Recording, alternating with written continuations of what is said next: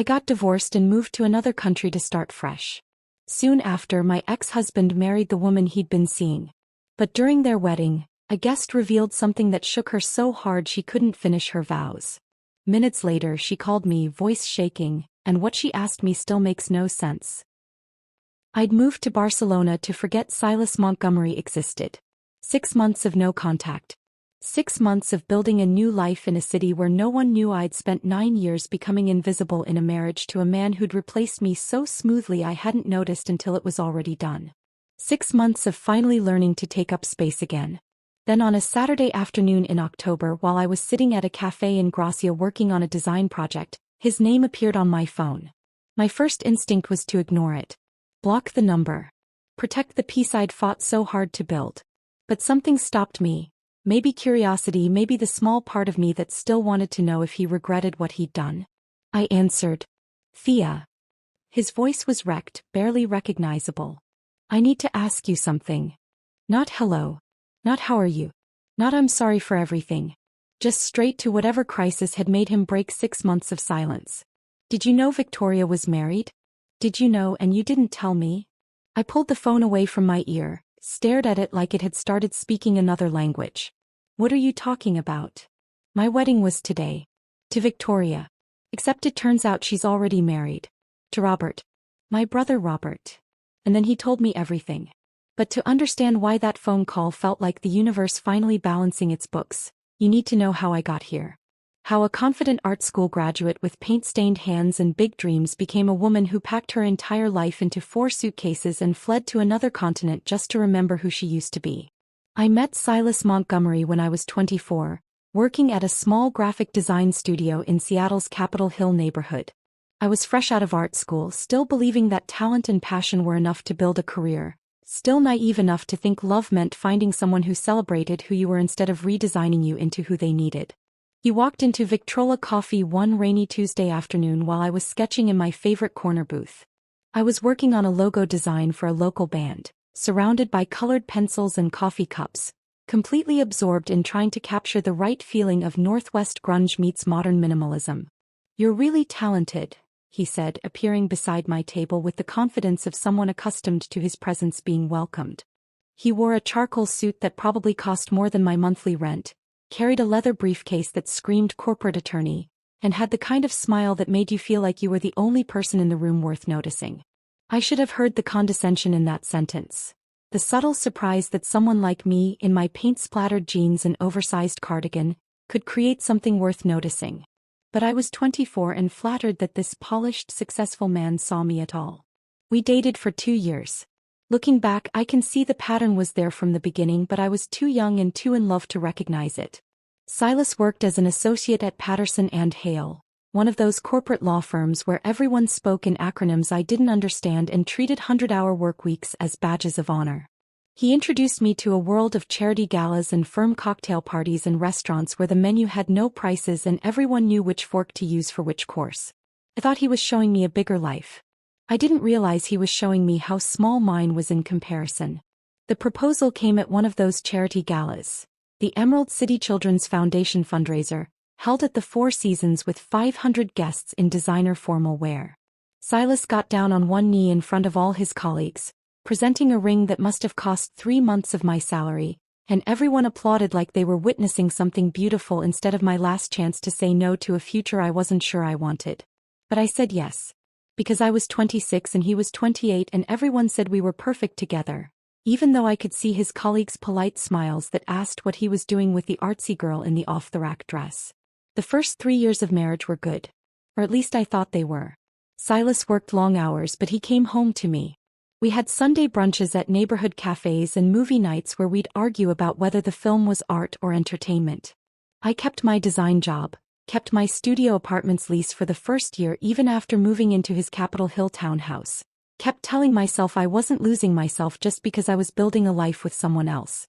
But somewhere around year 4 things started shifting. Small changes at first, so gradual I couldn't pinpoint when they began. Silas started mentioning that my clothes were a bit casual for firm dinners. That maybe I should consider elevating my professional image if I wanted to be taken seriously. That my bright colors and vintage finds were charming, but not quite appropriate for the circles we're moving in now. I started buying clothes in blacks and grays and navy blues. Professional colors, Silas called them. I told myself I was maturing, growing up, becoming the kind of woman who could stand beside a successful attorney without embarrassing him. My art collective meetings, a group of local designers and illustrators who'd been meeting monthly for critiques and support since before I'd met Silas, became a problem around year 5. After I'd missed 3 meetings in a row because of firm events Silas needed me to attend, I tried to explain to him how important that community was to my creative development. He'd used his reasonable attorney voice, the one that made disagreeing feel childish. "I'm not saying you can't go, Thea. I'm just pointing out that spending every third Tuesday with amateur artists isn't really advancing your career. You're a professional designer now. Shouldn't you be networking with people who can actually help you grow?" I stopped going to the meetings. Told myself he was right. I needed to be more strategic, more focused, more serious about building a career instead of just playing at being an artist. My best friend Jenna lasted until year 6. She'd been my roommate in art school, the kind of friend who knew me well enough to call out my nonsense and love me anyway. But after she joined us for dinner one night and dominated the conversation with her usual chaotic energy, talking too loud, laughing too much, telling rambling stories about her latest dating disasters, Silas spent the entire drive home explaining how exhausting she was. "I like Jenna," he said in that careful tone that meant he absolutely didn't. "But her constant drama is emotionally draining. You're not 23 anymore. Maybe you need some space from friendships that aren't adding value to your life." I started seeing Jenna less. Responding to her texts with increasing delays. Making excuses about being too busy or too tired or needing to attend some firm function. She noticed, of course she noticed, but I convinced myself Silas was right. That I was maturing. That real adult friendships weren't supposed to be so messy and demanding. My family gatherings in Portland became optional somewhere around year 7. My parents would invite us for birthdays, holidays, regular Sunday dinners, and Silas always had a reason we couldn't go. An important client meeting he needed to prepare for. A partner's retreat he couldn't miss. A Sunday morning where he desperately needed quiet time to decompress from the week. I started going alone, which meant listening to my mother ask carefully neutral questions about why my husband never came.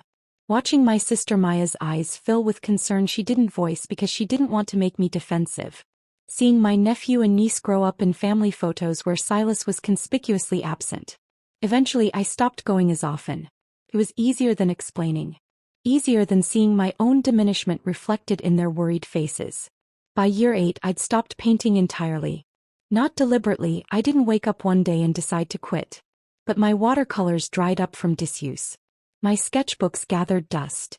My easel was folded and stored in the basement because Silas needed the spare room for a home office and the easel cluttered the living room.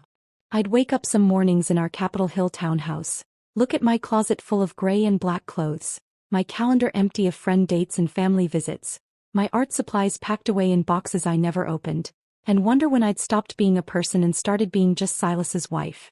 Then Victoria Ashford entered our lives during year 6, and I didn't recognize her for what she was.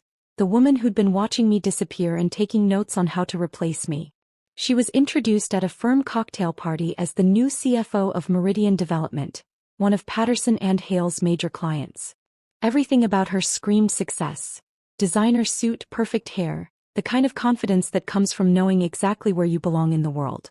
She talked fluently about quarterly projections and market positioning, laughed at inside jokes about SEC regulations, moved through the room like she owned it.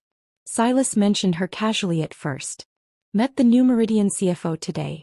Victoria Ashford. Sharp woman, really understands corporate strategy.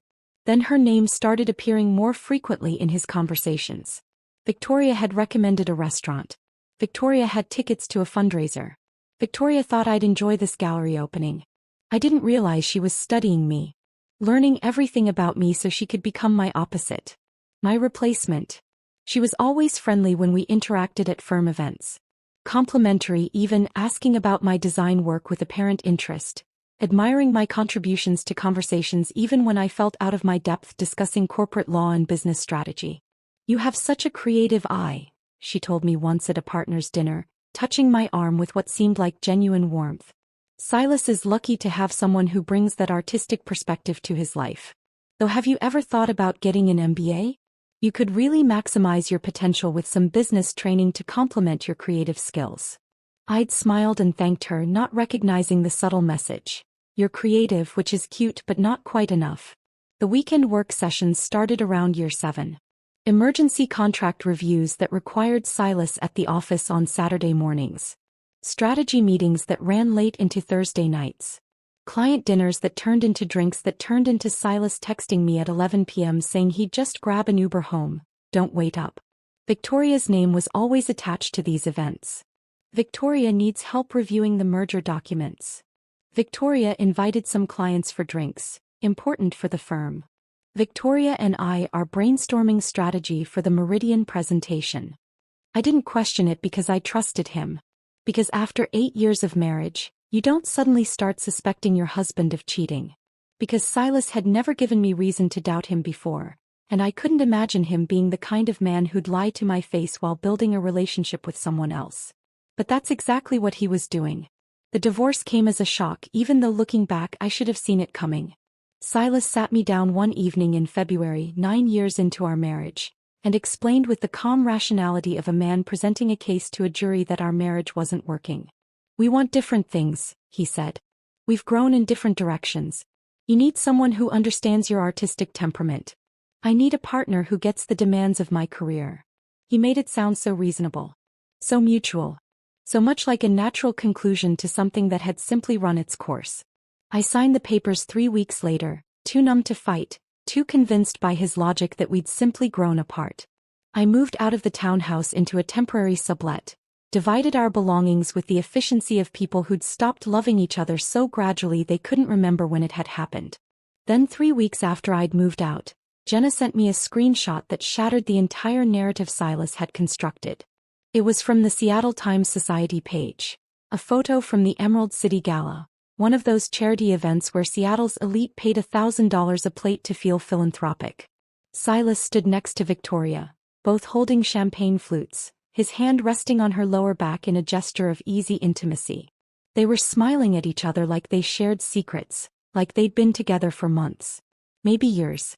The caption read, "Power couple Silas Montgomery and Victoria Ashford steal the show at this year's Emerald City Gala." Power couple. Not colleagues. Not friends. Power couple. I'd stared at that photo for hours, zooming in on details, trying to determine when the picture had been taken.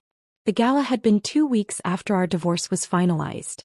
Which meant they'd waited exactly 2 weeks before going public. Which meant everyone at that event, all of Silas's colleagues, all of Victoria's business contacts, probably half of Seattle's legal and business community, knew they were together. Which meant I'd been the last to know my marriage was over. Jenna's text had been simple. "I'm sorry, T. I thought you should know what everyone's been saying." Everyone had been saying. Past tense. They'd already known. While I'd been shrinking myself, trying desperately to be the wife Silas needed, everyone else had been watching him build a new relationship right in front of me. That's when I'd booked the flight to Barcelona. 4 days later, I'd boarded a plane with 4 suitcases containing everything I owned that still felt like mine. I'd taken a permanent remote position with an international marketing firm, rented a tiny apartment in Gracia, and started the work of figuring out who Thea was when she wasn't performing the role of Silas Montgomery's wife. 6 months. That's how long it had been since I'd left Seattle. Since I'd heard Silas's voice or thought about Victoria or allowed myself to wonder whether the divorce had been my fault or his or some combination of both that I'd never fully understand. 6 months of learning to take up space again. Of wearing bright colors because I liked them. Of making friends who were loud and messy and exactly the kind of people Silas would have found exhausting. Of painting again for myself without worrying whether it was professional enough or serious enough or advancing any kind of career. And now his voice was in my ear, wrecked and desperate, telling me that Victoria, the woman who'd replaced me, the woman who'd perfected everything I'd failed at, was married. Still married. To his brother. And he wanted to know if I'd known. If I'd kept it secret. If I'd let him walk into a wedding that was built on a lie even bigger than the one that had ended our marriage.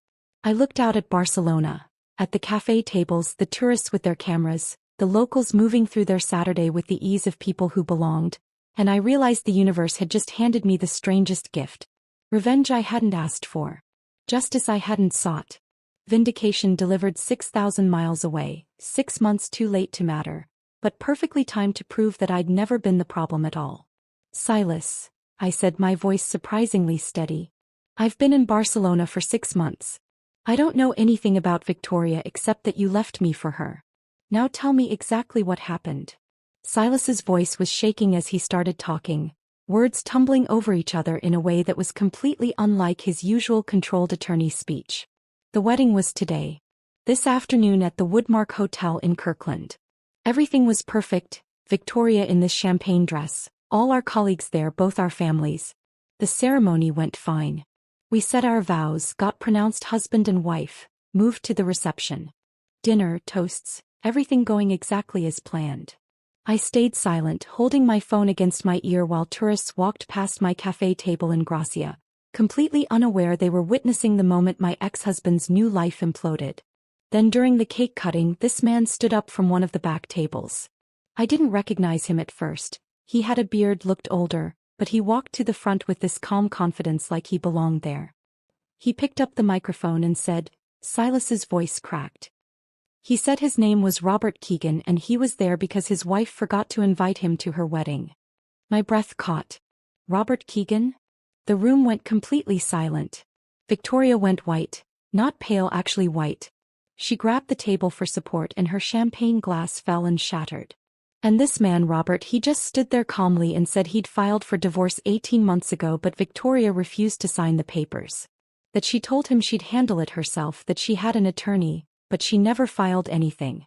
That he'd hired a private investigator and discovered his legal wife was planning to marry someone else. I was gripping my phone so hard my hand hurt. Around me, Barcelona continued its Saturday rhythm. Couples sharing tapas, children chasing pigeons, street musicians playing guitar. While Silas described the destruction of everything he'd built after leaving me. He pulled out his phone and showed everyone the marriage certificate. February 14, 2018. Never annulled, never dissolved. He had emails from Victoria from 3 months ago saying she wasn't ready to divorce yet, that she needed time to figure things out. Silas, I said slowly, trying to process what he was telling me. Who is Robert Keegan? The silence stretched so long I thought the call had dropped. Then, Robert Montgomery Keegan. He took both names when they got married. Another pause. Thea, Robert Keegan is my brother. Robert is my brother, and Victoria has been married to him for 7 years. The pieces clicked into place with a clarity that was almost physical. Robert, Silas's older brother who'd moved away 3 years ago after some family falling out. The brother Silas rarely mentioned, whose name had gradually disappeared from conversation until I'd almost forgotten he existed. Your brother Robert who moved to Portland? I asked, though I already knew the answer. Vancouver. He moved to Vancouver to get away from Victoria, from the marriage that was destroying him. And Silas's voice broke completely. I didn't talk to him for 3 years because Victoria convinced me he was toxic. That he was manipulating the family. That keeping distance was healthier for everyone. She engineered the entire falling out, Thea. She systematically isolated him from us so she could move on to me. I sat back in my chair, my untouched coffee growing cold. The woman who'd destroyed my marriage, who'd studied me like a blueprint of inadequacy, who'd stepped into my life before I'd finished packing my belongings. She'd done it all before. To Silas's brother. Using the same playbook. What happened after Robert revealed this? I asked. Chaos. Everyone pulling out phones, people whispering, Victoria shaking her head saying no over and over. My mother was staring at Victoria like she'd never seen her before. My father was demanding to know what was happening. And then Robert. Silas paused. He looked directly at me and said, I think you should know that I'm not just Victoria's husband. I'm also your brother, Silas. Or I was before the family falling out that Victoria engineered to keep us apart. You didn't recognize him? Not at first. The beard, the years apart, but then I really looked and I saw him. My brother. Who I'd cut off because Victoria said he was jealous of my success, bitter about his own failures, trying to sabotage our relationship. And he was standing in my wedding reception telling a room full of people that my bride was still married to him. I could picture the scene so clearly it felt like watching a movie. The elegant hotel ballroom, the shocked guests, Victoria's perfect facade cracking in real time. Part of me felt vindicated. But mostly I felt a strange, detached curiosity about how Victoria had thought she could pull this off. "What did you do?" I asked. "I left. Just walked out." Left Victoria standing there in her wedding dress with 200 witnesses watching everything fall apart. "I've been sitting in my car in the parking lot for, I don't know, an hour? 2 hours. I called you because I needed to know if I knew," I finished. "If I was somehow part of exposing her." "Yes," he said quietly. "I know that sounds insane, but Victoria kept saying afterward that someone must have told Robert, must have planned this, and I thought maybe you." "Silas." I cut him off, keeping my voice level. "I've been in Barcelona for 6 months. I blocked you on social media the day I left Seattle. I had no idea you were getting married today. I didn't even know Victoria's last name until 3 minutes ago. I've spent 6 months deliberately not knowing anything about your life." I know. I know that logically. But I'm sitting here trying to understand how everything I thought was real turned out to be a lie, and you're the only person who might understand what that feels like. The irony wasn't lost on me. Silas calling me his first wife, to process the betrayal of his second wife. The woman he'd left me for had destroyed him in the exact same way she'd destroyed his brother, using the same methods of manipulation and isolation. And now he wanted comfort from the person who'd tried to warn him years ago that something about Victoria didn't feel right. Except I hadn't warned him. I'd been too busy shrinking myself, trying to be good enough, assuming the problem was me. "Did she do this to you too?" Silas asked, his voice barely above a whisper. "Did Victoria manipulate you, isolate you, make you feel like you were the problem when really she was just clearing the path to me?" I thought about the last 2 years of our marriage. Victoria appearing more frequently in our lives.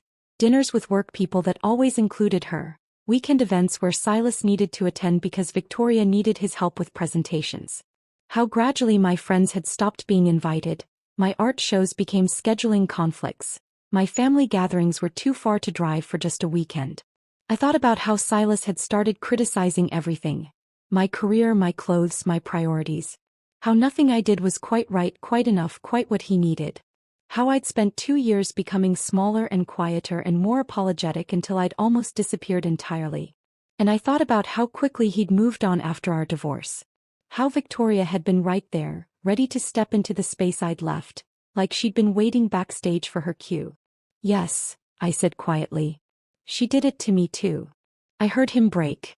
Actually break. The controlled attorney facade that had survived a public wedding disaster finally shattered. And he was just a man who'd lost everything. His marriage, his brother, his dignity, to someone who'd played them all like chess pieces. "I'm sorry," he whispered. I'm so sorry. For everything. For not seeing it. For letting her convince me you were the problem. For not fighting for us when I should have." I looked out at Barcelona. At the Gracia neighborhood I'd come to love, at the cafe where I'd spent countless mornings working on designs, at the life I'd built from the ruins of our marriage. 6 months of learning to take up space again. 6 months of wearing bright colors because I liked them. 6 months of painting for myself, making friends who were loud and messy and exactly the kind of people Silas would have found exhausting. "I'm not sorry," I said, and I meant it. "If you hadn't left me for her, I'd still be in Seattle trying to be someone I'm not, still thinking I was the one who wasn't enough. Victoria destroyed our marriage, but she also freed me to figure out who I actually am. How are you so calm about this?" "Because I'm 6,000 miles away. Because I have a life here that neither of you can touch. Because her destroying our marriage was the best thing that ever happened to me, even though it didn't feel like it at the time." Silas was quiet for a long moment. I could hear traffic in the background, probably the parking lot at the Woodmark Hotel where he'd fled from his ruined wedding. "What do I do now?" "You get a lawyer, a good one, not you, and you make sure that wedding is nullified. You call Robert and apologize for 3 years of being a terrible brother. And you figure out who you are without someone like Victoria telling you who to be. Will you?" He started again. "Can I call you sometimes? Not to get back together, just, you're the only person who understands." I considered this. 6 months ago I would have said yes immediately, desperate for any connection to him, any sign that I'd mattered.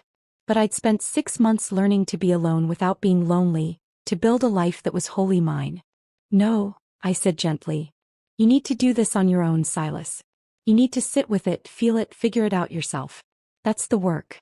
And I need to keep building my life here without being pulled back into your chaos. That's fair. His voice was thick with tears. Are you happy? In Barcelona. I smiled, looking around at the street I'd walked hundreds of times, the cafe where the barista now knew my order, the balcony visible from where I sat where I'd spent countless evenings painting the city that had welcomed me when I had nowhere else to go. I'm getting there, I said. Some days are better than others. But yes, I think I am. Good. You deserve that. We said goodbye, not closure exactly but acknowledgement. I put my phone down and sat there for a long time, processing what had just happened. Victoria's perfect life had imploded in the most public way possible. Silas was facing consequences for choosing her over me, over his brother, over his own judgment. Robert had finally been heard after 3 years of being silenced. Me. I was in Barcelona, exactly where I needed to be, with a life I'd built for myself and a strange sense that the universe had just balanced its books in the most unexpected way. My phone buzzed with a text from an unknown Seattle number. This is Robert Montgomery Keegan. Silas gave me your number. I hope that's okay. I wanted to say thank you. I stared at the message, confused, then typed back. Thank you for what? I didn't do anything. His response came quickly. Exactly. You didn't warn them. You didn't interfere. You let the truth surface on its own. Sometimes that's the kindest thing you can do. I stared at Robert's text message, trying to understand what he meant. Thank you for not warning them. You didn't interfere.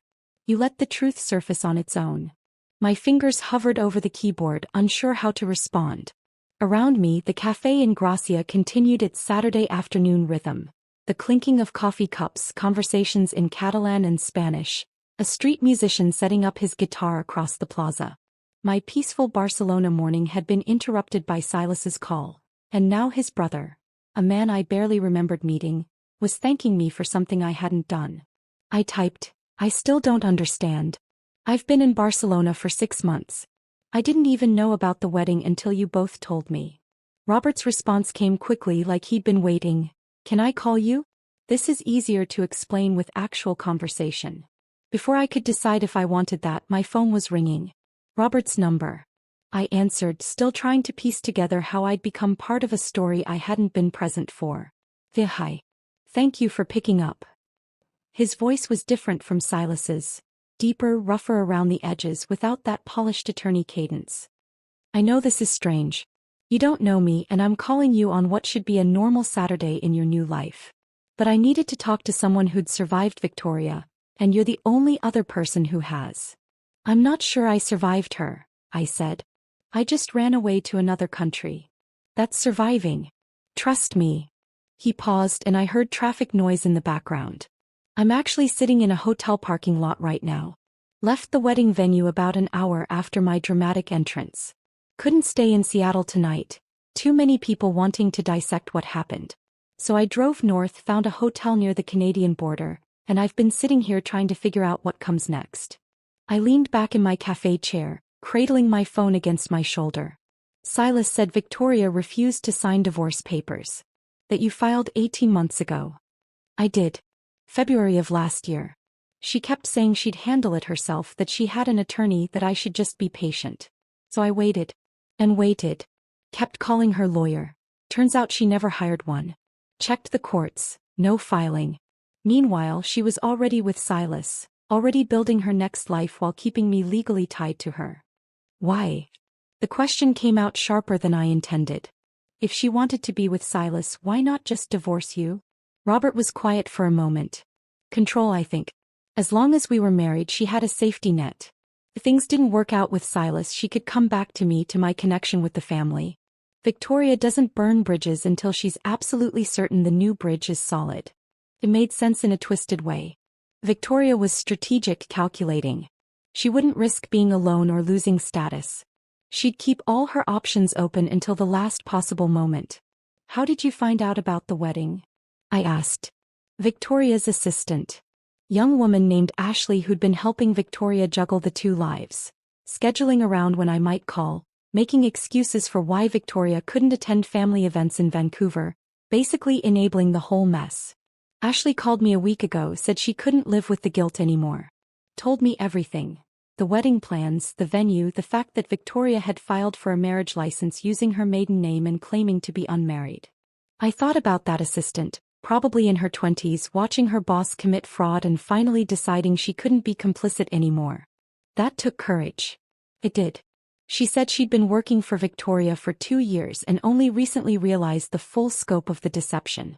She thought Victoria and I were already divorced, that the Seattle relationship was legitimate. When she discovered Victoria had never filed the divorce papers, she panicked. So you decided to show up at the wedding. I spent 6 days debating it, Robert said. I could have just filed charges for bigamy after the fact. Let them get married, then expose it later. But that felt cruel. Not to Victoria, she deserved whatever legal consequences were coming, but to Silas. He's still my brother, even after 3 years of not speaking. I thought he deserved a chance to escape before legally complicating everything. I processed that. Robert had crashed his own wife's wedding to his brother to save that brother from committing fraud. It was either incredibly generous or incredibly messy. Probably both. Silas said Victoria convinced him you were toxic. That you needed distance from the family. Robert laughed, but it was bitter. That's Victoria's specialty, manufacturing conflicts that force people apart. She started small with me. Told my parents I'd said things I never said. Told Silas I was jealous of his success. Created situations where I'd look unstable or unreliable. By the time I realized what was happening, the damage was done. My family believed her version of me instead of the actual me. She did the same thing to my friendships, I said quietly. Made them seem exhausting or dramatic or not worth my time. I didn't realize until I left Seattle and reconnected with people that they'd all been confused about why I'd disappeared. Exactly. Victoria identifies what matters to you, then slowly makes it seem like those things are problems. Your friends, my family, whatever connections might compete with her for attention or provide perspective she can't control. Thought occurred to me. When did you realize what she was doing? Not until I left. I moved to Vancouver thinking I was the problem, that I'd somehow failed at marriage, that my issues were driving Victoria away. I spent a year in therapy trying to understand what was wrong with me before my therapist pointed out that all of Victoria's complaints were contradictory. First I wasn't ambitious enough, then I was too focused on career. First I wasn't social enough, then I was spending too much time with friends. The criticisms kept changing because the point wasn't to help me improve. It was to keep me off balance. I closed my eyes, feeling that description in my bones. Silas did the same thing after Victoria entered our lives. Nothing I did was right, but the definition of right kept shifting. Because you weren't the problem. Victoria was, but she'd convinced Silas to be her spokesperson. Robert paused. Can I ask you something? When did you realize your marriage was over? I thought about that. Honestly, not until I saw a photo of Silas and Victoria at a charity gala 3 weeks after our divorce was finalized. They looked like they'd been together for years. The caption called them a power couple. That's when I understood I'd been replaced long before Silas asked for the divorce. That must have been brutal. It was. But it also freed me in a weird way. I'd spent months thinking I'd failed, that if I'd just been better somehow, we could have made it work. Seeing that photo made me realize no amount of being better would have mattered. Victoria had decided she wanted my life and she was going to take it regardless of what I did. She wanted mine too, Robert said. Or more accurately, she wanted access to my family, specifically to Silas. I was just the stepping stone. We were both quiet for a moment. Two people who'd been used and discarded by the same woman, comparing notes on our mutual destruction. Thea, can I tell you why I texted you? Robert asked. Why I said thank you? Please. Because I genuinely don't understand. You were on the guest list for the wedding. Did you know that? I sat up straighter. What? Victoria had you on the original guest list. Your name was typed in then crossed out by hand. I saw it when Ashley sent me the planning documents. Victoria wanted you there. Or at least she wanted the option of you being there. Probably as some kind of power move. Look what I have now. Look what you lost. That kind of thing. My stomach turned. The thought of sitting in that wedding, watching Silas marry the woman who'd systematically dismantled our marriage, while Victoria smiled at me with false sympathy, it was nauseating. But you weren't there, Robert continued.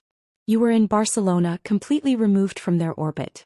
If you'd been in Seattle, if you'd been watching their social media, if you'd still been entangled in that world, you might have felt obligated to warn Silas when you found out.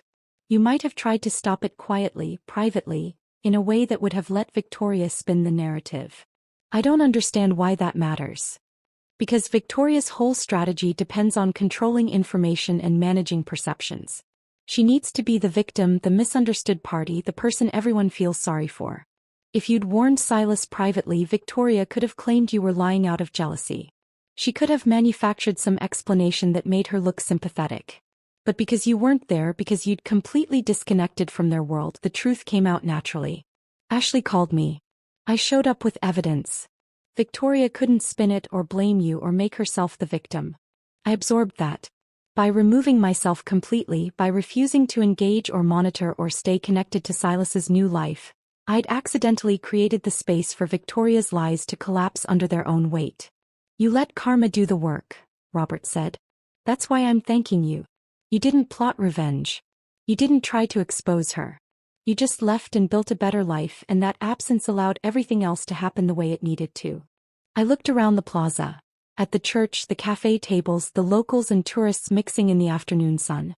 6 months ago I'd been sitting in a Seattle sublet, staring at a photo that proved my husband had replaced me, feeling like my life was ending. Now I was in Barcelona with a career I enjoyed and friends I'd chosen and art I was creating for myself, accidentally participating in the destruction of Victoria's carefully constructed lies simply by not being present. I didn't do it on purpose, I said. The best revenge never is, Robert replied. The best revenge is just living well enough that you forget to check if they're suffering. My coffee had gone completely cold. I flagged down the waiter and ordered another, settling into what was clearly going to be a longer conversation than I'd anticipated. What happens now? I asked. For you, I mean. And for Silas. For me. I'm filing for divorce immediately, this time with documentation that Victoria refused the first attempt and tried to commit bigamy. My attorney thinks it'll be straightforward. For Silas. Robert sighed. That's more complicated. He's my brother. I want to forgive him for believing Victoria over me, for cutting me off for 3 years. But I'm also really angry at how easily he believed her lies. He called me crying, I said. Apologizing for not seeing what Victoria was doing to me, to us, to you. It felt genuine. Guilt is easy. Change is hard. I'll see which one Silas actually commits to. Robert paused. What about you? Are you going to forgive him? The question caught me off guard. I don't know if forgiveness is the right word. I'm not angry anymore, which I guess is a kind of forgiveness. But I also don't want him back in my life, which feels like the opposite of forgiveness. I think you can forgive someone and still choose not to have them in your life, Robert said. Forgiveness doesn't mean reconciliation. It just means you're not carrying their weight anymore. The waiter brought my fresh coffee. I thanked him in Spanish that was getting better but still imperfect and thought about Robert's words. Was I carrying Silas's weight? I didn't think so. Not anymore. Robert, can I ask you something? Are you glad you crashed the wedding? Now that it's done, do you feel better? He considered this. Honestly, I feel hollow. I thought confronting Victoria publicly would give me closure, would make me feel powerful or vindicated. But mostly I just feel tired. And sad for Silas, even though he made his own choices. And grateful to be done with all of it. That's exactly how I felt when I got on the plane to Barcelona, I said. Not triumphant. Just exhausted and ready to be finished with that chapter. Then you're further along than I am. I'm still in the airport, so to speak, waiting for my flight to whatever comes next. We talked for another 20 minutes. About Vancouver and Barcelona, about starting over, about what it meant to survive someone who'd tried to erase you. By the time we hung up, my second coffee was cold too, and the afternoon sun was starting to slant differently across the plaza. I had a text from Elena. Dinner tonight? I want to hear about your day. I smiled and typed back, you won't believe the day I've had. Elena arrived at my apartment that evening carrying a bottle of wine and the kind of determined expression that meant she wasn't leaving until I told her everything. Your text said I wouldn't believe the day you had, she said, settling onto my small couch while I found wine glasses in the kitchen. So start talking. What happened? I poured the wine and told her. About Silas's call. About Victoria being married to his brother. About Robert's texts and our conversation. About the viral video I'd watched on my balcony that morning showing the moment everything fell apart at a wedding I hadn't been invited to but had apparently been considered for. Elena listened without interrupting, her architect's mind processing the structure of what I was describing. When I finished, she took a long sip of wine and said, "So the woman who destroyed your marriage just had her own marriage destroyed in front of everyone she knows." "Yes. And you had nothing to do with it." "Nothing. I didn't even know it was happening." Elena smiled. "That's perfect. That's absolutely perfect." "Is it?" I set my wine glass down. "Because I feel weird about it. Part of me is glad Victoria got exposed. But part of me feels like I should feel more satisfied than I do." "What do you feel instead?" I thought about that. "Distant. Like I'm watching a TV show about people I used to know but don't really care about anymore." "That's exactly what you should feel," Elena said firmly. "You're not invested in their drama because you built a life that doesn't include them. That's not numbness, that's healing." My phone buzzed on the coffee table. Another message, this time from a number I didn't recognize but with a Seattle area code. I ignored it but Elena noticed. "How many messages have you gotten today?" I stopped counting, around 40. "From people in Seattle?" "Most of them. Old friends, Silas's colleagues, even a few people from the firm who barely spoke to me during my marriage. Everyone suddenly wants to tell me they're sorry, they should have noticed, they realize now what Victoria was doing." Elena made a dismissive sound. "Of course they do. Now that it's safe to see the truth, now that they won't look bad for acknowledging it." "Where were these people when you needed them?" "That's not fair," I said, though I wasn't sure why I was defending them. "They didn't know. They didn't want to know. There's a difference." Elena topped off both our wine glasses.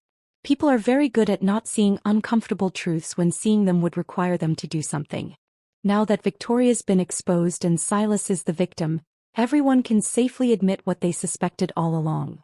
She was right, and it bothered me more than I wanted to admit.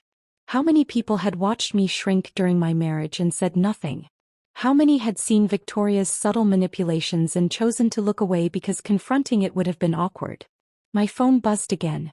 This time I looked. Another unknown Seattle number, but the preview of the message caught my attention. "Thea, this is Patricia Montgomery. Silas's mother," I said out loud. Elena leaned forward. "What does she want?" I opened the message. "Thea, this is Patricia Montgomery. I know you have no reason to take my call, but I need to apologize to you. Could we speak? I have your number from the old family phone tree. Please. This is important." I showed Elena the message. She read it and raised her eyebrows. "The mother-in-law who never liked you wants to apologize. Are you going to call her back?" "I don't know. Part of me wants to hear what she has to say. But part of me thinks engaging with any of them just pulls me back into their world." "What does your gut tell you?"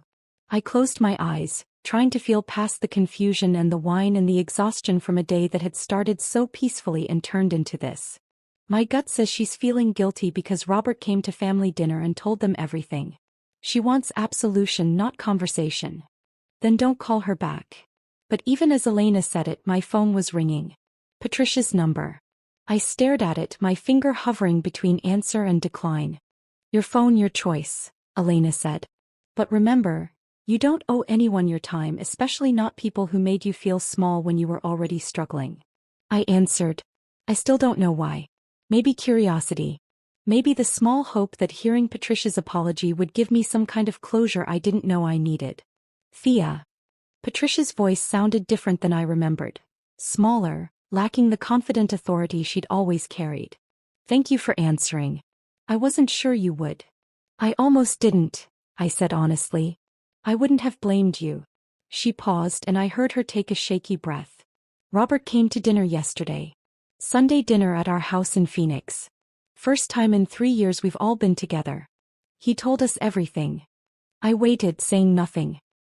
"He told us how Victoria manipulated the family situation. How she created conflicts that made him look unstable so we'd support her when she pushed for distance between him and Silas. How she systematically isolated him while positioning herself as the daughter-in-law we'd always wanted." Patricia's voice cracked. "And we believed her. We believed every word because she told us what we wanted to hear. That Robert was struggling, that distance was healthy, that she was trying to help him while protecting Silas. "Why are you telling me this?" I asked. "Because after Robert explained the pattern with him, I started seeing the same pattern with you. How Victoria would express concern about your marriage at family dinners. How she'd say things like, 'Thea seems overwhelmed,' or, 'I worry Silas doesn't have the support he needs at home.' How she'd compliment you in ways that somehow made you sound inadequate." Patricia was crying now, her words coming between gasps. "I said terrible things about you, Thea. I told Silas you were holding him back from partnership. I made that comment at your anniversary dinner about how successful couples operate as a team while looking right at you. I believed Victoria when she painted you as the problem because it confirmed what I'd already thought, that Silas had married wrong." Elena was watching me carefully, reading my expressions. I kept my face neutral, not wanting to show how much Patricia's words were affecting me. "I'm sorry," Patricia said. "I'm so sorry for how I treated you. For believing Victoria's lies. For not seeing that she was poisoning my view of you so she could take your place. You deserved better from me. From all of us." I looked out my apartment window at Barcelona settling into evening, lights coming on in other apartments, people heading home from work, the city transitioning from day to night with the easy rhythm I'd come to love. This life was mine. This peace was mine. And Patricia's apology, however genuine it might be, couldn't change the past or give me back the years I'd spent feeling inadequate in her eyes. "I appreciate you calling," I said carefully. "I do. But Patricia, I need you to understand something. I've spent 6 months rebuilding myself. Figuring out who I am without Silas, without your family, without Seattle. And I won't, let this situation pull me back into that world." "I'm not asking you to come back," Patricia said quickly. "I'm just asking for your forgiveness. I don't know if I can give you that right now. Maybe someday. But right now, I'm still learning how to exist without feeling like I need to earn anyone's approval." Patricia was quiet for a long moment. "That's fair. That's more than fair. But Thea, can I tell you one more thing?" I almost said no. Almost hung up and blocked the number and went back to my peaceful Barcelona evening. But something in her tone made me say, "Okay." "Robert showed us photos yesterday. Photos Victoria had deleted from the family cloud but he'd saved. Photos of you at family gatherings from the early years of your marriage, before Victoria entered the picture. You looked so alive in those photos. Happy, confident, like you belonged. And then we looked at more recent photos from the last 2 years and you looked like a ghost. Like you were fading away right in front of us." My hand tightened on the phone. "I didn't see it when it was happening," Patricia continued. "Or I saw it and convinced myself you were just adjusting to Silas's career demands, becoming more mature, growing up. But looking at those photos side by side yesterday, I couldn't deny what I was seeing. Victoria drained the life out of you, and we let her do it because she was telling us you were the problem." Elena reached over and squeezed my free hand. She couldn't hear Patricia's words, but she could see what they were doing to me. "Robert said you moved to Barcelona," Patricia said. "Started over completely. Are you happy there?" It was the same question Silas had asked. But coming from Patricia it felt different. Less about guilt and more about genuine curiosity. "I'm getting there," I said. "Some days are better than others. But yes, I think I'm happy." "Good. You deserve that." Patricia paused. "I won't call you again. I just needed you to know that we see it now. All of it. And we're sorry we didn't see it sooner." After we hung up, I sat on the couch next to Elena, both of us quiet. She refilled my wine glass without asking if I wanted more. "How do you feel?" she finally asked. "Tired. Vindicated. Angry that it took Victoria trying to commit bigamy for people to believe what she was capable of." I took a sip of wine. "But also relieved, I think. That I'm not crazy. That what I experienced was real and other people finally see it." "You were never crazy," Elena said firmly. "You were just surrounded by people who benefited from believing Victoria instead of trusting what they could see with their own eyes." My phone buzzed again. Another message, this time from Jenna. "I know you're probably overwhelmed, but I need you to know I'm sorry. I should have fought harder to stay in your life. I should have told you I noticed you changing.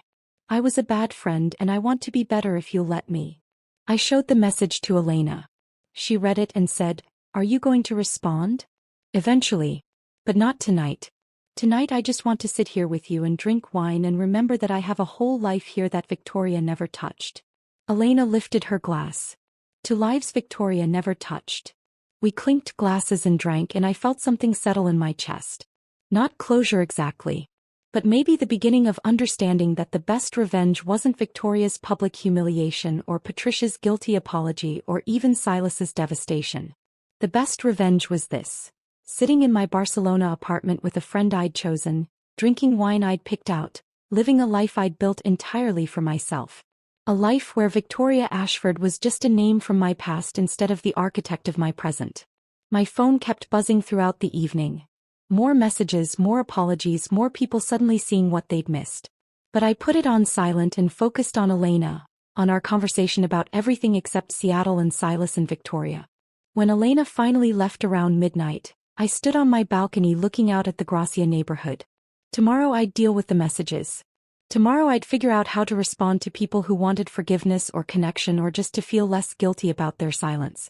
But tonight I just existed in the life I'd chosen. And that felt like enough. Tuesday morning I woke to find my phone had died overnight, still on silent from when I'd muted it during Elena's visit. I plugged it in and watched as notification after notification loaded. 37 new messages, 12 missed calls, voicemails I'd never listened to. I made coffee and carried it to my balcony, leaving my phone inside. The Gracia neighborhood was waking up around me. The bakery on the corner opening its doors, the smell of fresh bread drifting up to my fourth-floor apartment, children walking to school with their parents, old men setting up their dominoes game at the cafe across the street. This was my life now. This quiet morning routine. This city that didn't know or care about Seattle's latest scandal. And I realized I wanted to keep it that way. I spent the morning working on a design project for Global Reach, a brand identity for a sustainable fashion startup in Amsterdam. The work required focus, which was exactly what I needed. Colors and typography and the clean logic of visual hierarchy. Problems I could solve without emotion, without history, without the weight of other people's expectations. Around noon, Christina messaged me on Slack. "Saw you're online. How's the Amsterdam project coming?" I updated her on my progress, sent over preliminary mock-ups, waited for feedback. Her response came quickly. "This is excellent. Bold without being aggressive. Exactly what the client needs. Also, and this is completely separate from work. Are you okay? I saw something on LinkedIn about a Seattle attorney's wedding disaster, and some of the comments mentioned your name." I stared at the message. The story had reached LinkedIn. Had reached Germany. Had reached my boss, who'd hired me specifically because my portfolio showed talent, not because she knew anything about my personal life. I typed back, "I'm fine. Long story involving my ex-husband and his terrible choice in women. Doesn't affect my work. I wasn't worried about your work. I was worried about you." The simple kindness of that statement made my throat tight. "Thank you. I'm actually okay. It's weird, but I'm okay." "Good. Take the afternoon off if you need it.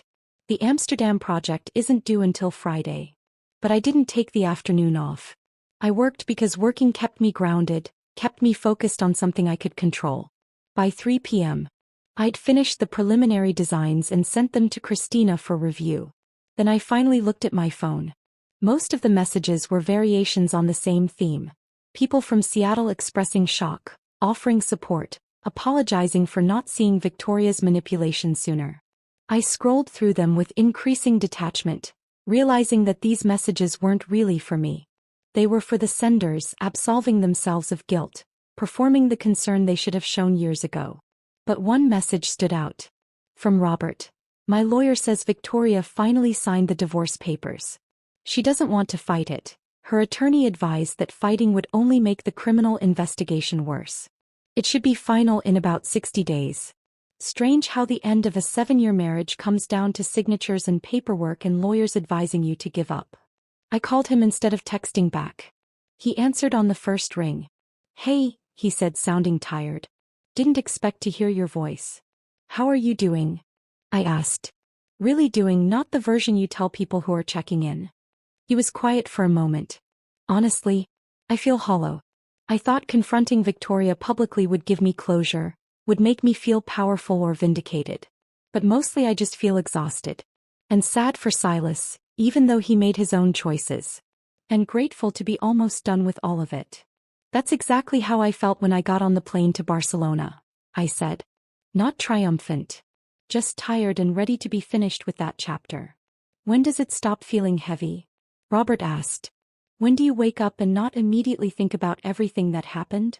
I looked around my apartment, at the paintings I'd hung, at the art supplies spread across my dining table, at the view of Barcelona from my balcony.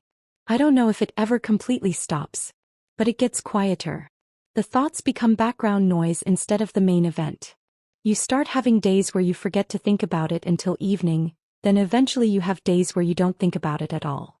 I want that, Robert said quietly.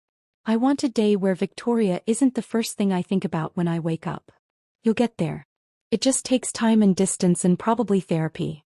Already started therapy, he said. First session was Monday. Spent most of it crying in a stranger's office while she took notes and made sympathetic sounds. That's what the first few sessions are for. Eventually you'll get to the part where you start understanding the patterns instead of just feeling them. Did therapy help you? I thought about the therapist I'd seen in Seattle for 3 months before leaving. It helped me understand that leaving wasn't giving up. That sometimes the healthiest thing you can do is walk away from people who make you feel like you're not enough. Silas called me yesterday, Robert said, changing the subject. First time we've actually talked since the wedding. He apologized for 3 years of silence. Said he'd been wrong to believe Victoria over me, wrong to cut me off without hearing my side. How did that feel? Complicated. Part of me wanted to tell him I forgave him immediately, that we could just move on. But another part was angry that it took Victoria trying to commit bigamy for him to believe me. Like my word wasn't enough, but her very public failure was. I understood that completely. What did you say?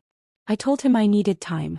That I was glad he finally saw the truth, but that rebuilding our relationship would take more than one apology. He seemed to understand. Or at least he said he did. We talked for another half hour about therapy and healing and what it meant to forgive people who'd hurt you through willful blindness.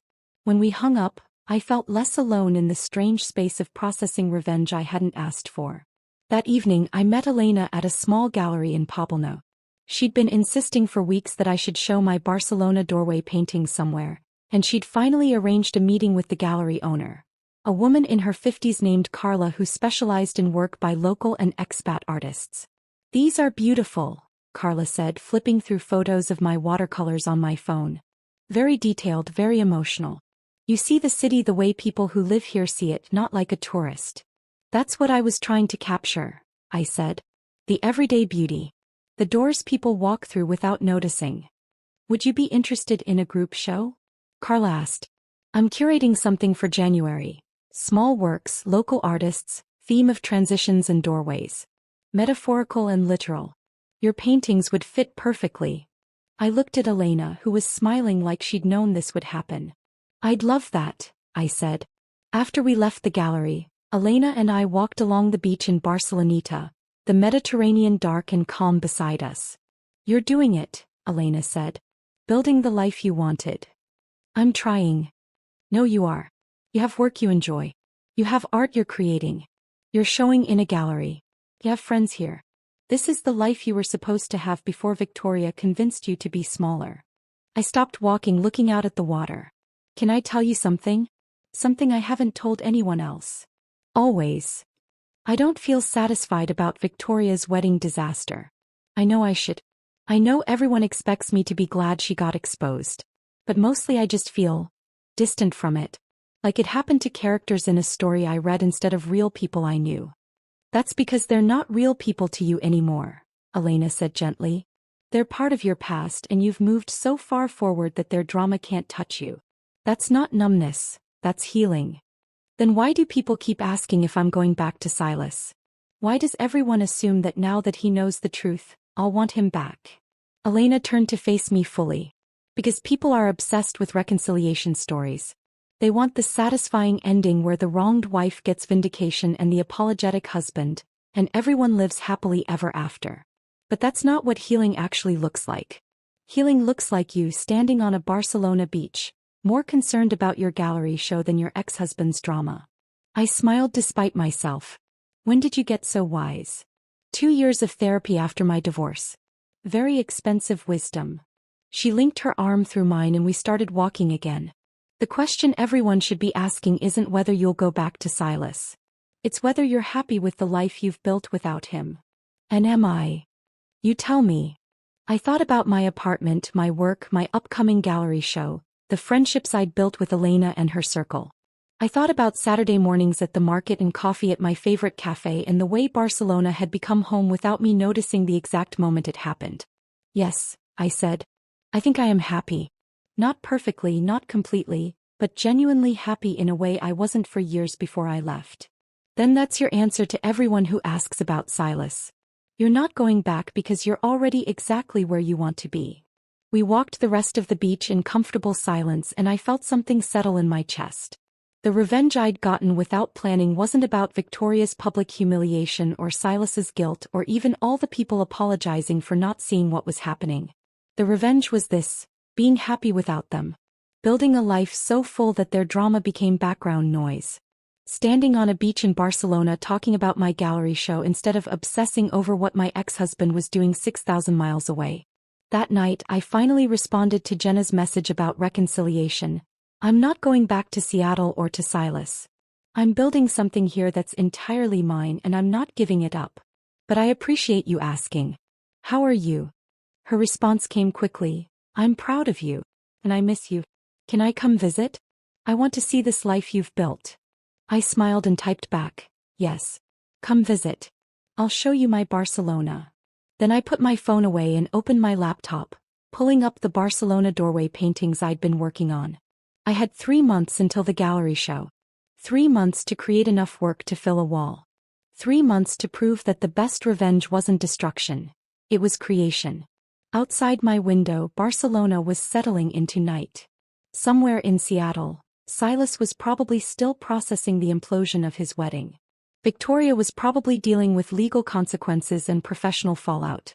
Robert was probably lying awake in Vancouver, trying to figure out who he was without the weight of a failed marriage. But I was here, painting doorways in a city that had welcomed me when I had nowhere else to go. And that felt like exactly where I was supposed to be. The painting was almost finished when my phone rang Wednesday evening. I'd been working on a watercolor of a door in the Gothic Quarter. Deep blue wood with brass fixtures, worn stone steps, a ceramic number plate that had probably been there for a century. The kind of detail that required steady hands and patience, both of which vanished when I saw Robert's name on my screen. I wiped my hands on a rag and answered. Hey, can you talk? His voice was different than our previous conversations, tighter, more controlled, like he was holding something back. Of course. What's wrong? Nothing's wrong exactly. Things are just moving faster than I expected. He paused and I heard papers rustling. My attorney filed the new divorce papers today. This time we included everything. Documentation that Victoria refused to sign the previous filing, evidence of her continued representation as a single woman despite our legal marriage, proof she attempted bigamy with the marriage license application. I set down my paintbrush, giving him my full attention. How long until it's final? 60 days if Victoria doesn't contest it. My attorney thinks she won't. Her lawyer advised her that fighting would only make things worse. But that's not why I called. He took a breath. The prosecutor's office is reviewing the case for criminal charges. Criminal charges against Victoria? Bigamy is a felony in Washington. She signed a marriage license application claiming to be unmarried while still legally married to me. That's fraud against the state, perjury on an official document. And because she used her maiden name Ashford professionally while her legal name was Keegan, there are questions about whether she committed fraud on business contracts too. I tried to process what this meant. Victoria hadn't just destroyed her personal life. She'd potentially committed multiple crimes that could follow her for years. Meridian is reviewing every document she signed as CFO, Robert continued. Every loan application, every corporate filing, every contract. If she signed as Victoria Ashford when her legal name was Victoria Keegan, the company could face liability. They're talking about suing her for misrepresentation and breach of fiduciary duty. I search for the right word. That's catastrophic. It is. And I should feel satisfied about it. I should feel like justice is being served. But mostly I just feel exhausted. I wanted Victoria to face consequences, but I didn't want to be the instrument of her complete destruction. I just wanted to be free of her. I understood that completely. The revenge fantasy versus the reality of watching someone's life implode in real time. They felt very different. How's Silas handling all this? I asked, though I wasn't sure why I cared. Not well. He called me yesterday. Asked if there was any way to make this go away quietly, to protect Victoria from the worst of the legal consequences. I told him that ship sailed when she tried to commit bigamy in front of 150 witnesses. Robert's voice hardened slightly. He's still trying to save her even after everything she did. Part of me respects that loyalty. Part of me thinks he's an idiot. After we hung up, I sat at my dining table looking at the half-finished painting. The door I'd been working on represented Barcelona to me. Beautiful, detailed, with a history I didn't fully know but could appreciate anyway. Unlike Seattle, where I knew too much history, where every street corner held a memory of becoming smaller. My phone buzzed with a text from Jenna. Are you seeing what's happening with Victoria? It's everywhere. Seattle's legal community is in full gossip mode. I hadn't been checking. Hadn't opened Twitter or Instagram in days. Hadn't searched Victoria's name to see what new information had emerged. The distance I'd felt earlier in the week had solidified into genuine disinterest. But curiosity made me open Twitter. The hashtag Seattle wedding scandal was still trending locally. New information had emerged throughout the week, each revelation worse than the last. A leaked resignation letter from Meridian Development, carefully worded but clearly negotiated through lawyers. Victoria, pursuing other opportunities, and focusing on personal matters, corporate speak for leave before we fire you and make it worse. Her LinkedIn profile had vanished completely. The Instagram account that had been her carefully curated showcase of success. Gone. Not private, deleted. The digital erasure of a life she'd spent years constructing. Someone had posted screenshots of legal filings. Meridian's lawsuit against Victoria for misrepresentation. The Bar Association opening an investigation into Silas's conflict of interest. Dating a client's CFO while his firm represented that client. Victoria's landlord filing eviction proceedings. The comments were vicious in their schadenfreude. People who'd worked with Victoria came forward with stories I recognized too well. Colleagues she'd undermined, projects she'd sabotaged, reputations she'd destroyed while maintaining her own image as the competent professional everyone could trust. A former Meridian employee had created a Twitter thread that had gone semi-viral. Thread. Working with Victoria Ashford taught me everything about professional manipulation. Here's what I learned. I scrolled through it, reading descriptions of Victoria's tactics. How she'd identify ambitious colleagues and position herself as their mentor, then slowly sabotage them while seeming helpful. How she'd take credit for team successes and blame team members for failures. How she'd manufacture conflicts between coworkers to prevent them from comparing notes about her behavior. It was the same playbook she'd used in personal relationships, applied to professional settings. Victoria had one strategy that she deployed everywhere. Identify what people wanted, become the person who could provide it, then use that dependency to control and eventually betray them. My phone rang. Jenna, this time not texting. Have you been watching this unfold? She asked without preamble. I'm looking at Twitter now. It's insane. Everyone who ever worked with Victoria is coming forward with stories. It's like the wedding disaster gave people permission to finally talk about what she was really like. Why are you calling me about this? I asked, not unkindly. Jenna was quiet for a moment. Because I wanted to make sure you're okay. This is a lot of vindication happening very publicly, and I know that can be complicated to process. I'm fine, I said and realized I meant it. I'm actually painting. Working on pieces for a gallery show in January. A gallery show? Jenna's voice shifted from concern to genuine excitement. Thea, that's amazing. Why didn't you tell me? Because it just happened last week. And because I've been deliberately not thinking about Seattle and Victoria and all of this. But aren't you glad? Jenna pressed. Aren't you satisfied that everyone finally sees what she did? I looked at my painting. The blue door, the worn stone, the Barcelona street that had nothing to do with Seattle or my past. I'm glad the truth came out. I'm glad Robert is getting free. I'm glad Silas finally understands what happened. But satisfied? I don't know. Mostly I just feel distant from all of it. How can you feel distant? This is about you. About what she did to you. It was about me. Past tense. Now it's about Victoria facing consequences for her own choices, and I'm just a footnote in someone else's story. Jenna didn't understand. I could hear the confusion in her silence. She wanted me to be triumphant, vindicated, glowing with satisfaction that my enemy had fallen. But I'd moved past needing that satisfaction. I should go, I said gently. I'm in the middle of painting and the light is perfect right now. After we hung up, I turned my phone completely off. Put it in a drawer in my bedroom where I wouldn't be tempted to check it. Then I went back to my painting and lost myself in the details of a door I'd walked past dozens of times without really seeing. Elena came by around 9 that evening with takeout from a Moroccan place nearby. She took one look at my painting progress and smiled. You're in the zone, she said, unpacking tagine and couscous on my dining table. Good. That's where you should be. I washed my hands and joined her at the table. Everyone keeps asking if I'm satisfied about Victoria's consequences. If I'm glad she's losing everything. Are you? I don't know. Thought I would be. I spent months fantasizing about Victoria getting exposed, about Silas realizing what he'd lost, about everyone seeing the truth.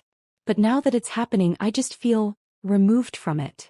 Elena served us both food, her movements efficient and practical. That's because you've already moved on. Victoria's destruction isn't your climax, it's her ending. You've already had your climax and resolution. You left Seattle, built this life, found yourself again. Victoria's consequences are just epilogue to a story you've already finished. I sat with that thought while we ate. He was right.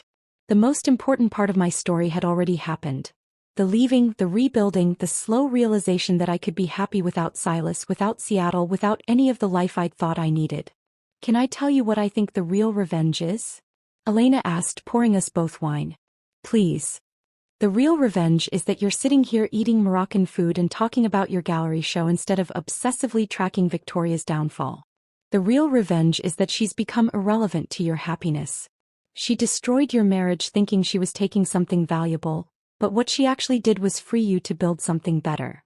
When did you become so wise about revenge? I asked, smiling.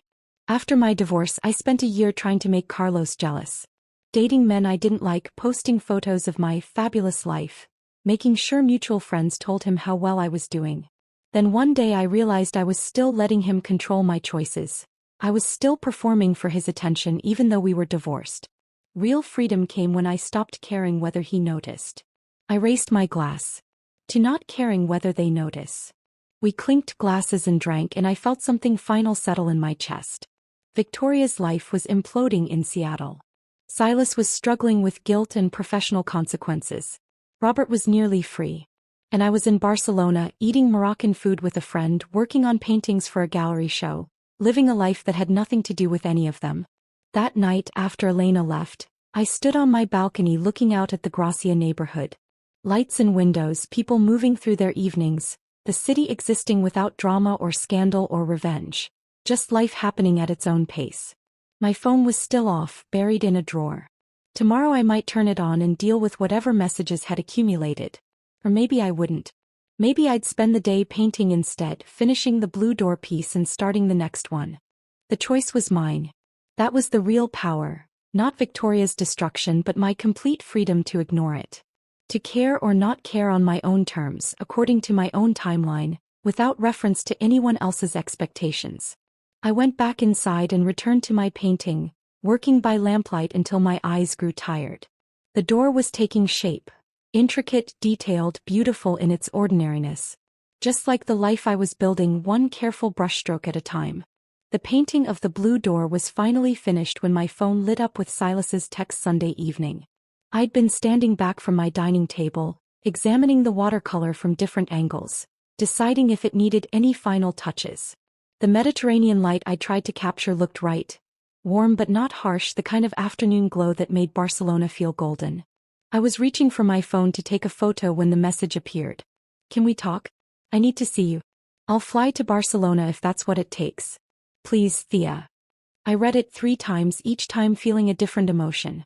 First surprise. Silas wanted to fly 6,000 miles to see me. Then irritation. Of course he thought he could just show up in my carefully constructed new life. Finally, clarity. This was the moment I'd been preparing for without knowing it.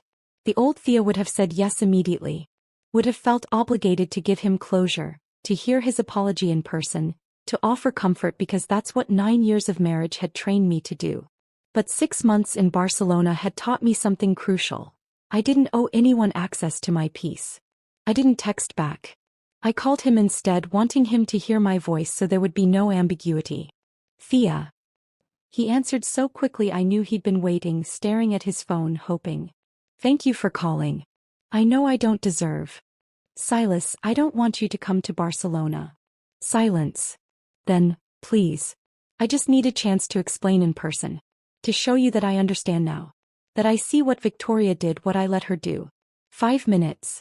Just give me 5 minutes face to face. I walked to my balcony while he talked, looking out at the street I'd come to know so well. The cafe where I had coffee most mornings. The bakery that made the perfect croissants. The flower seller who always smiled when I walked past. This was my life. Built from nothing, claimed from the ruins of our marriage. You've already explained, I said. You called me 2 Saturdays ago. You apologized. I accepted that apology. There's nothing more that needs to be said in person. But there is. His voice took on that persuasive attorney quality I knew too well. I miss you. I know I don't have the right to miss you after what I did, but I do. And I've been thinking a lot about this. I think we could try again. Now that I understand what Victoria did, now that I see how she manipulated both of us.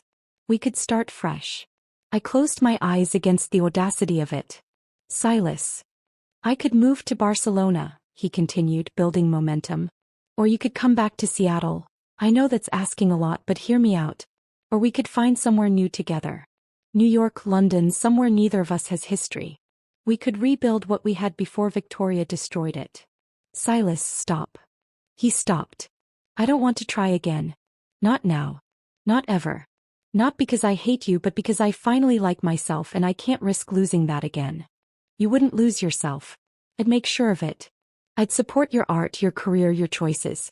I'd be different this time. I swear I'd be different. I sat down on my balcony chair, phone pressed against my ear, trying to find words for something I'd only just figured out myself. That's the problem. You're still talking about what you would do. What you'd give me permission to be. What you'd allow. But I don't need your permission anymore. I don't need you to support my choices because my choices aren't subject to your approval. He was quiet for a long moment. I don't understand. I know you don't. That's exactly why I can't come back. Then help me understand. Please, Thea. Just tell me what you want. I looked around my apartment, at the finished painting on my dining table, at the art supplies I'd used every day this week, at the invitation from Carla's gallery tacked to my wall. I want to stay in Barcelona. I want to keep working for global reach on projects I find meaningful instead of impressive. I want to have coffee with Elena and practice my terrible Spanish. I want to show my paintings at a gallery in January. I want to date eventually, maybe when I'm ready, but casually without thinking about marriage or building a shared life. I want to exist without performing existence. Those are small things, Silas said, and I could hear genuine confusion in his voice. Barcelona, coffee with friends, a small gallery show. Those are nice, but they're not a life. They're not a partnership. They're not what we had. And there was the fundamental disconnect I'd been trying to articulate. You're right, I said. They're not what we had. What we had was me slowly disappearing while you barely noticed because you were too busy deciding I wasn't enough. These small things. They're everything to me. They're the life I couldn't have when I was with you. I never stopped you from having coffee with friends or making art. You didn't have to explicitly forbid it. Your disappointment was enough. Every time I mentioned my art collective, you'd get that look. Like I was wasting my time on hobbies instead of building something serious. Every time Jenna called, you'd mention afterward how exhausting she was. Every time I suggested visiting my family, you'd have some important work thing that meant I'd have to go alone. You never said, don't do these things. You just made me feel worthless for wanting them. I heard him take a shaky breath. I didn't realize I was doing that. I know. That's why it worked. We were both quiet. I could hear traffic in the background on his end. He was probably in his car somewhere, having this conversation in a parking lot or pulled over on some Seattle street. Thea, he said finally, his voice small. I loved you. I still love you. Doesn't that count for something? It counts for a lot. It means our marriage mattered, that those 9 years weren't a complete waste. But love isn't enough if it comes with constant disappointment that I'm not someone else. I was wrong about who I wanted you to be. I see that now. Maybe you do. But I can't take the risk of going back to find out. I've worked too hard to like myself again. Silas was crying now. I could hear it in his breathing, in the pauses between words. I don't know how to accept this. I don't know how to let you go. You already did. Last February when you asked for a divorce. You let me go then. I'm just declining your attempt to take it back. That's not fair. Maybe not. But it's honest. We talked for another 20 minutes, going in circles. Silas making arguments about second chances and learning from mistakes. Me gently but firmly holding my boundary. Finally, I could hear the exhaustion in both our voices. I should go, I said. I have work tomorrow and it's getting late here. Can I call you again? He asked. Not about reconciling. To stay in your life somehow. I thought about that. 6 months ago I would have said yes immediately, grateful for any connection to him. But I'd learned something important in Barcelona. Closure didn't come from maintaining contact with people who'd hurt you. It came from building a life so full you didn't need them anymore. I don't think that's a good idea, I said. Not now. Maybe someday we can be friendly acquaintances who check in occasionally. But right now, you need to process losing Victoria and this whole disaster without using me as your emotional support. And I need to keep building my life without being pulled back into yours. That's really it then. This is goodbye. This is goodbye, I agreed. Take care of yourself, Silas. I mean that. After we hung up, I sat on my balcony for a long time watching Barcelona settle into evening. I felt lighter somehow, like I'd been carrying something heavy without realizing it and had finally set it down. My laptop was still open on my dining table. I saw an email notification from Robert, sent about an hour ago. The subject line, "Thank you." I opened it and read his message about Silas calling him earlier, asking for support about reconciling with me. About how Robert had told him that trying to come back was selfish, that I'd left to run toward myself, not away from him. You spent 6 months reclaiming your confidence and sense of self, Robert had written. Silas wanting you back would just start the whole cycle again. I told him that even though he's my brother and I want him to be happy, sometimes the kindest thing you can do for someone is tell them the truth they don't want to hear.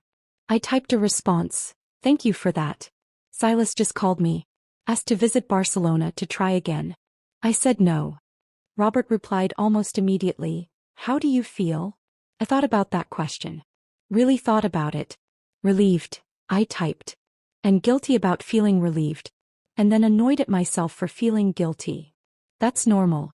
You spent 9 years putting his feelings first. Give yourself permission to feel relieved without guilt. Then he added, "My divorce will be final in about 60 days. I'm thinking about taking a trip after. Maybe Barcelona. Would that be weird?" I smiled at my phone. "Not weird. Let me know when. Elena and I can show you around." The next morning I had my monthly video call with Christina. We reviewed current projects. The Amsterdam startup had loved my designs, wanted to move forward with full implementation.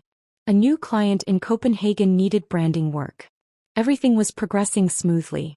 Then at the end of the call, Christina said something unexpected. "The leadership team has been very impressed with your work these past 6 months. We'd like to offer you a permanent position instead of the contract arrangement. Better benefits, a small team to lead more interesting projects. You'd be our Mediterranean Region Creative Director." Mediterranean Region Creative Director. A title that would have seemed insignificant to Silas, not impressive enough, not prestigious enough. But to me it was perfect. "I accept," I said. "I want to stay." After the call ended, I sat at my dining table looking at the finished blue door painting. 6 months ago I'd arrived in Barcelona with 4 suitcases and a broken sense of self. Now I had a permanent job I loved, a gallery show in January, friends I'd chosen, a life I'd built entirely for myself. My phone buzzed with a text from Elena. "Coffee this afternoon? Want to discuss gallery plans?" I replied, "Yes. Also, I officially accepted the permanent position at Global Reach. I'm staying." Her response was immediate. "I knew you would. Barcelona chose you just as much as you chose Barcelona." I looked around my small apartment. Not impressive by Seattle standards, not the kind of place Silas would have considered appropriate for a senior associate's wife. But it was mine. The paintings on the walls, the art supplies on the table, the view from the balcony, the neighborhood I'd learned to navigate, the language I was slowly learning, the life I was deliberately creating. Silas had asked what I wanted and I'd told him. But sitting there in my Barcelona apartment with permanent employment and a gallery show and friends waiting to have coffee, I realized I'd undersold it. What I wanted wasn't small. It was everything. It was freedom to exist without apology, to create without judgment, to build a life according to my own definition of success rather than someone else's disappointment. And I had it. Finally, completely wholly I had it. The invitation from Carla's gallery arrived in my email 3 months after I'd told Silas no. Group show, thresholds and transitions. Opening reception, April 15th, 7 p.m. Featured artists. My name was on the list. 12 watercolors of Barcelona doorways would hang on a gallery wall in Poblenou for anyone who wanted to see them. I stared at the invitation for a long time, then forwarded it to my sister Maya with a simple message. My first real art show. Wish you could be here. Her response came an hour later, middle of the night in Portland. We're coming. All of us. Kids, Marcus, the whole family. You're not doing this alone. I cried reading that text. Not sad tears, the opposite. The kind of crying that comes from realizing you're not invisible anymore, that people see you and choose to show up. April arrived with that particular Barcelona light I'd learned to recognize. Golden without being harsh, warm without being brutal. The kind of light that made everything look softer, more forgiving. I spent the week before the opening finishing my last 2 paintings, framing all 12 pieces with Elena's help, trying not to think too much about people actually looking at my work and having opinions about it. They're going to love them, Elena said as we carried the frames to her car Friday afternoon. They're good, Thea. Really good. You see the city the way people who belong here see it. What if no one comes except you and your friends? Then you'll have a small, intimate show with people who care about you. That's not failure, that's community. The gallery opening was Saturday evening. Maya and her family had arrived that morning, jet-lagged but determined. My niece Emma was 9 now, old enough to have opinions about art. My nephew Lucas was 6 and mostly interested in whether Barcelona had good playgrounds. I met them for lunch at a cafe in Alborn, watching Maya look around with the expression of someone trying to understand how her sister had ended up here in this life so far from everything familiar. It's beautiful, she said finally. Not just the city. You look different. Lighter. I feel different. Mom wanted me to tell you she's sorry she couldn't come. Dad's surgery is next week and she didn't want to leave him. I know. She sent me a video message. It made me cry.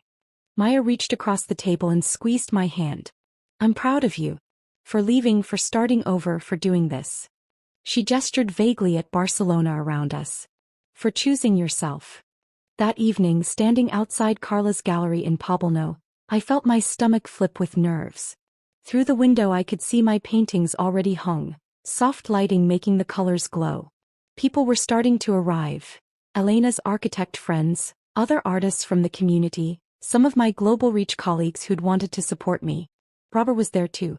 He'd flown in from Vancouver 3 days earlier, staying in a small hotel in Gracia, spending his time walking the city and meeting Elena and me for coffee. His divorce had been finalized 2 months ago.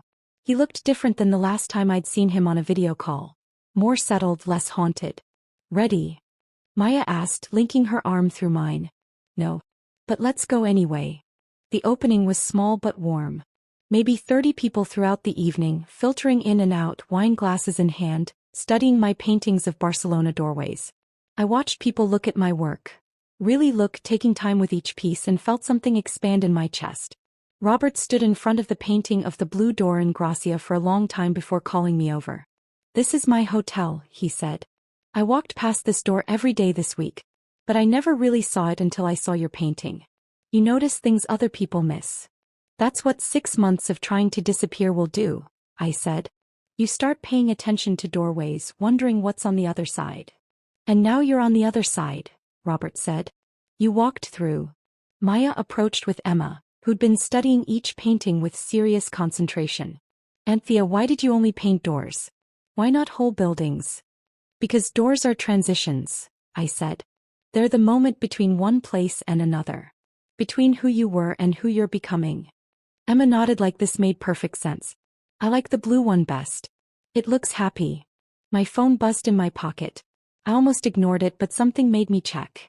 A text from a number I'd deleted months ago but still recognized. Jenna told me about your gallery show. Congratulations. I mean that sincerely. I hope you're happy, Thea. You deserve to be. Silas. Texting me for the first time since our phone call 3 months ago.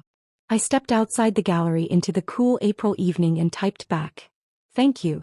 I hope you're finding your way too. His response came quickly. I'm trying. Started therapy finally. Reconnected with Robert. We had dinner last week, first time in years we actually talked. Realized how much Victoria had poisoned even before she got between us. Anyway, I won't bother you again. Just wanted you to know I'm genuinely glad you're doing well. I showed the exchange to Robert when I went back inside. He read it and smiled slightly. He's getting there. Still has work to do, but he's trying. Are you okay? I asked.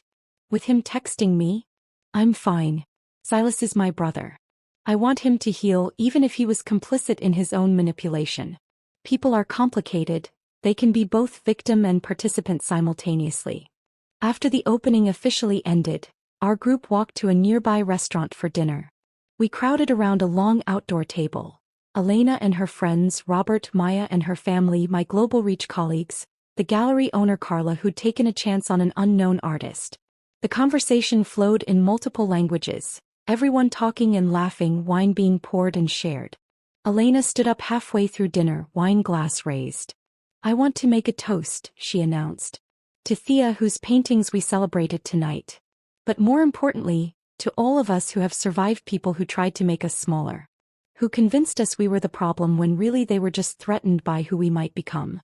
She looked at me, then at Robert, then at one of her architect friends who'd divorced last year. The best revenge is not destruction. Is not watching them suffer. The best revenge is building something so beautiful that you forget they exist. To beautiful lives built from broken pieces. Salute. Everyone chorused, glasses clinking. I looked around the table at these people who'd chosen to be here, who'd shown up for my small gallery opening in a neighborhood most tourists never saw, who'd made room in their lives for me when I'd arrived in Barcelona with nothing but 4 suitcases and a determination to figure out who I was. Maya leaned over and whispered, "You did it. You really did it." Did what? Built a whole life. A real one. Better than what you had before. I thought about that. My tiny apartment in Gracia that I could barely afford but loved fiercely. My permanent position at Global Reach leading a small team on Mediterranean projects. My paintings hanging in a gallery. My friendships with Elena and her circle. My terrible but improving Spanish. My Saturday morning routine at the market. My favorite cafe where the barista knew my order. Yeah, I said. I think I did. The next morning I woke early before Maya and her family, and walked to my usual cafe in Placa de la Vila. The same cafe where I'd been sitting when Silas's call had shattered my peace 6 months ago, when the wedding disaster had pulled me briefly back into Seattle's drama. I ordered café con leche and sat at my usual outdoor table with my sketchbook. My phone buzzed with messages. Maya asking if I wanted to meet for breakfast, Elena checking about lunch plans, Robert requesting coffee before his afternoon flight back to Vancouver, Christina forwarding a new project from a sustainable architecture firm in Lisbon. Each message represented a thread of the life I'd woven here. Work I'd chosen. Friends I'd made. Family who showed up. A community I'd built from nothing in a city that had welcomed me when I had nowhere else to go. I thought about Victoria, whose career had imploded and whose name had become a cautionary tale in Seattle's business community. About Silas, who was slowly rebuilding himself through therapy and reconnection with his brother. About Robert, who'd survived Victoria's manipulation and come through still capable of kindness and hope. And I realized something fundamental about revenge. Real revenge, the kind that actually mattered, wasn't about their suffering. It wasn't about Victoria losing her career or Silas experiencing public humiliation or even about everyone finally seeing what Victoria had been capable of. Revenge was this. Sitting in a Barcelona plaza on a Sunday morning, coffee warm between my hands, sketchbook open to blank pages full of possibility, surrounded by a life I'd built entirely for myself. Revenge was remembering that 6 months ago I'd felt broken and worthless, and now feeling whole while knowing I'd never been the problem at all. Revenge was not needing to check Silas's social media or track Victoria's consequences or require updates on how their lives were unraveling. Revenge was the complete and total indifference that comes from being too busy living well to measure anyone else's suffering. I opened my sketchbook and started drawing the scene in front of me. The old men playing dominoes at the next table, the mother sharing a croissant with her toddler, the morning light hitting the church across the plaza, the flower seller setting up his stand, the city waking up around me. Not because anyone had commissioned it. Not because it would hang in a gallery or sell for money. Just because I wanted to. As I could. Because this was my life now and I was finally, completely, wholly present in it. My phone buzzed again. Robert, coffee at 2? Want to see your neighborhood before I leave? I typed back, yes. I'll show you my favorite spots.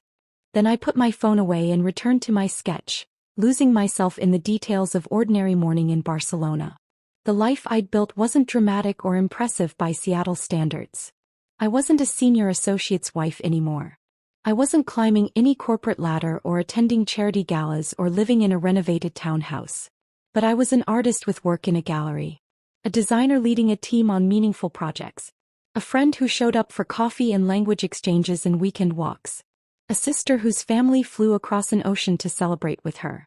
A person who took up space without apologizing, who created without seeking permission, who existed fully and completely as herself. Victoria had tried to take my life and replace me in it. Instead, she'd accidentally freed me to build something better than I'd ever imagined possible. The barista brought me a second coffee without me asking, knowing my routine. I smiled my thanks in Spanish that was still imperfect but improving. Around me, Barcelona continued its Sunday morning rhythm.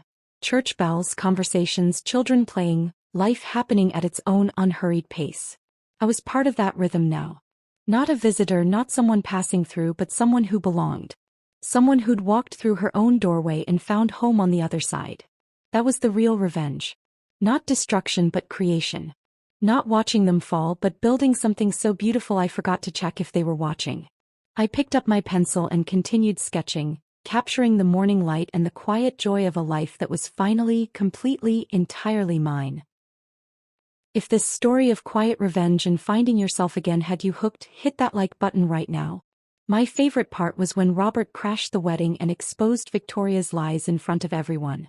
What was your favorite moment? Drop it in the comments below. Want more incredible stories of justice, healing, and starting over? Subscribe and hit that notification bell so you never miss an upload.